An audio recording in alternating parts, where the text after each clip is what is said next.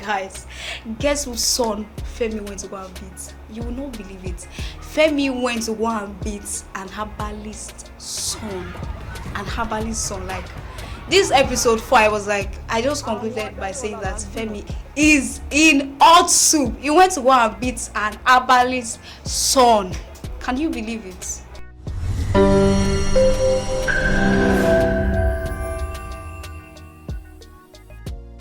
Hello everyone, welcome back to my YouTube channel. My name is Mary Adetoru, and today again I am back with another movie review of CORPER'S Lodge, and this time around the episode 4 of it. And not only that, in addition to the movie review, I will also be telling you what you should expect in episode 5, the coming episode.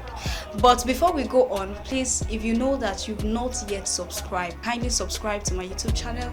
Make sure you like my videos and don't forget to turn on the notification button so that you'll be notified whenever I drop videos, more videos on this channel. Thank you. Let's go. Yeah, so another thing that surprised me about Femi, because yes, I was actually surprised about this. Femi actually gave his life to Christ in this episode 4, and then I was wow, because this time it was obvious that it is sincere. Like, even though it was because he got himself into some issues, some problems, that was why, like, he has reached the end of himself, just like the example that was made in that scene. He appeared to be like a man that is drowned and is shouting for help. So nevertheless, Femi gave his life to Christ too, through the leading of Daniel. It was Daniel that led Femi to Christ. And then I just remembered the effort of Clara, like starting from episode 1. That means it was as if Clara planted a seed into Femi, and that just like dropped something in my mind, that in case you have anybody beside you or around you, part of your friends or your family members, that you've been trying to like talk to them about Christ, and then it seems they kept drowning in sin more and more.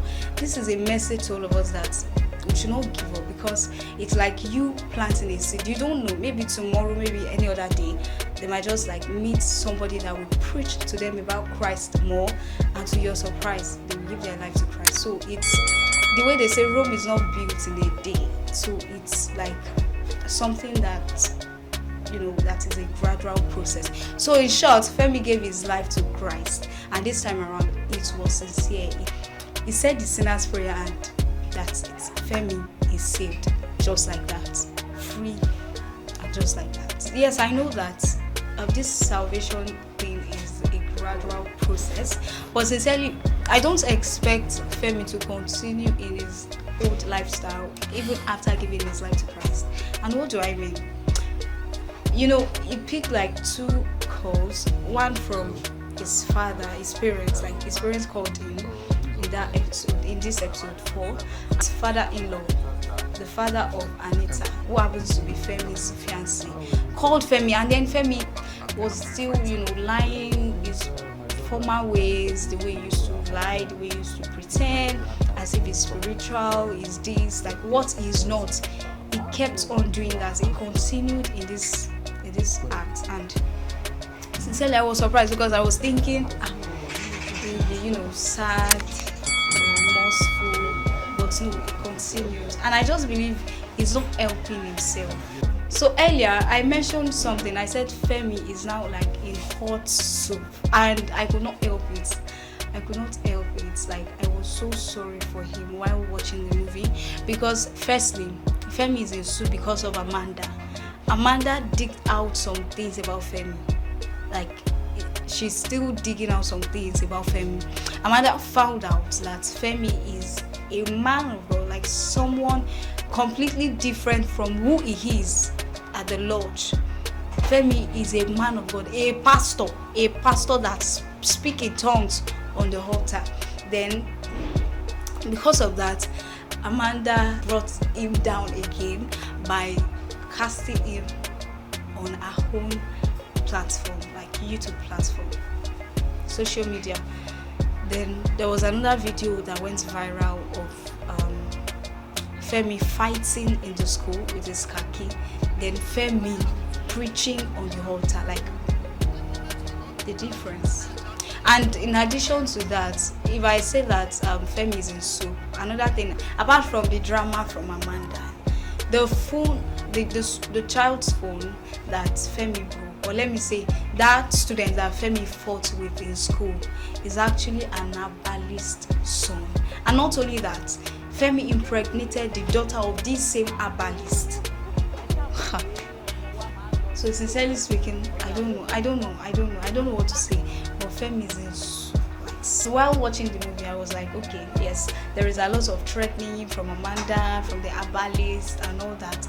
But do you think Femi has enough backup, or let me say enough spiritual backup from his parents, especially his dad, because his dad appeared to be spiritual, like in this movie, especially in this episode 4, and even from Daniel, because now Daniel is now a roommate to Femi. So do you think Femi has enough spiritual backup? Because according to what was showed in this episode 4, this herbalist is a very wicked man, because this same herbalist made one of the staff to like run mad because the staff had some issue with one of the sons of the herbalist back then, and this person that Femi messed up with is the second born of the herbalist. So I know that the fight is now shifted from physical fight to spiritual fight, so I don't know.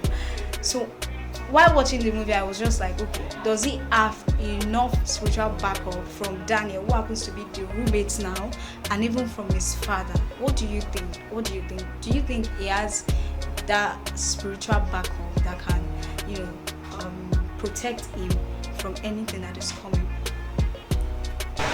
Yeah, so talking about Femi's father, did you see how he was able to discern? Like, even though he's not sure what was going on with his son, but then he knew that something is going on based on the revelation that God showed him in his dream, and he insisted on finding out what is wrong with his son. Did you see how Femi's mother was kind of too emotional? That's what I would tell it to be. But then the father insisted that he's sure and is very much convinced that something is wrong with his son. So now we don't know if Femi will open up to his father or still continue to pretend to be strong, pretend to be spiritually sound and fireful.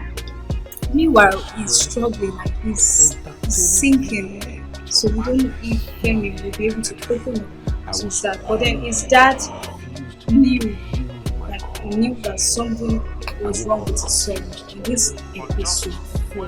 And then now that I'm speaking, I remember the Bible verse that the father quoted that if a man's way is pleased with the Lord, the Lord will make his enemy to be at peace with him. And that's just a paraphrase. Sincerely speaking, that is just the truth. If a man's way is with the Lord, if God is pleased with your way, He will make your enemies to be at peace with you. So the question now is Femi's way pleasing to God? I mean, like what he's facing, especially in this episode 4, is too much for a believer. So definitely there is something wrong with his way. There is a lot of things to talk about when it comes to Femi, maybe because he's like part, or let me say the main character in this movie. So let me just round everything about Femi up by saying that Femi, it appeared like when I watched this particular episode, it appeared to me like Femi is now facing the consequences, because now, whether you like it or not, Femi is now a new creature, like he's now a believer, and all things are passed away. But then sin has consequences. So I will define it by saying that Femi's past is now haunting him. Like Femi is now facing the consequences of his sins, of his past, so much that he's overwhelmed. Like everything is now coming at him. Everything that he has done is now coming at him. Whether he's sincerely sorry or not, like all those things, all those past are now haunting him, are now coming at him. And That is life. So there is no way I will talk about Femi and then I will not talk about Anita. There is no way. So one thing I want to say about Anita is that I saw the way Anita was like somehow, like when she was talking to her father concerning Femi and the way she will refer it, my Femi. So when she was talking to her father concerning Femi, I saw the way she was like defending him. Hey, it is well, it is well. I saw the way Anita was defending Femi. I am sure that deep down inside her, she will know. I mean, she even said it in one of the episodes. Like, she knows that Femi is lying, but then something inside her is still saying otherwise. So I saw the way she was defending Femi, saying that Femi already apologized. The video is a skit, it's a mistake.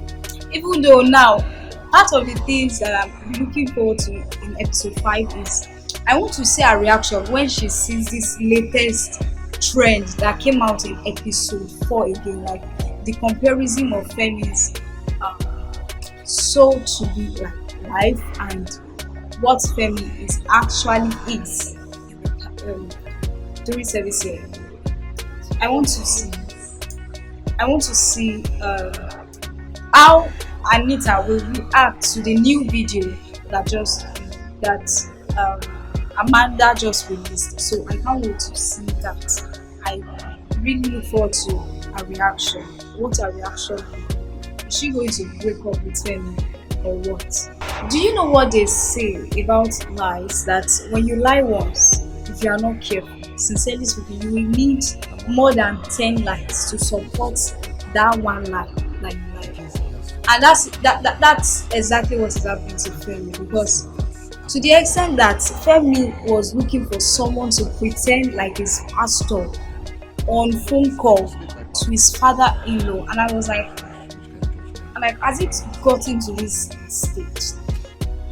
And so later I realized that it's just the normal thing. If you lie once, like you will need like 10 or more than 10 lies to support the first lie.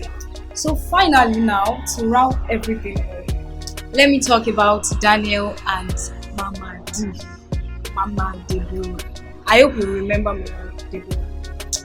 Okay, so in this episode 4, it's sad to say that Daniel and Mama D actually fought. Like they had a slight misunderstanding.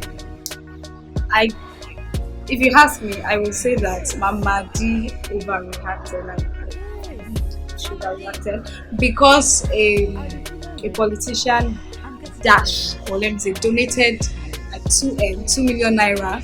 Then suddenly Daniel became like past giver. I don't know how to put it, but then Mama Deborah was giving like some attitude to Daniel and talking to him somehow maybe because of the 2 million. I don't know. But so now talking about Daniel raised the issue of someone secretly eating children in the orphanage, and just at that moment when Daniel was discussing that with Mama Deborah, even though it was not going well, but then at that point there was another information that another child has been eaten, and then we saw it like this: another child has been eaten. And this is part of my expectation for episode 5. Like, who can be doing that kind of thing? Is it like part of the staffs working for Mama Deborah or someone from outside?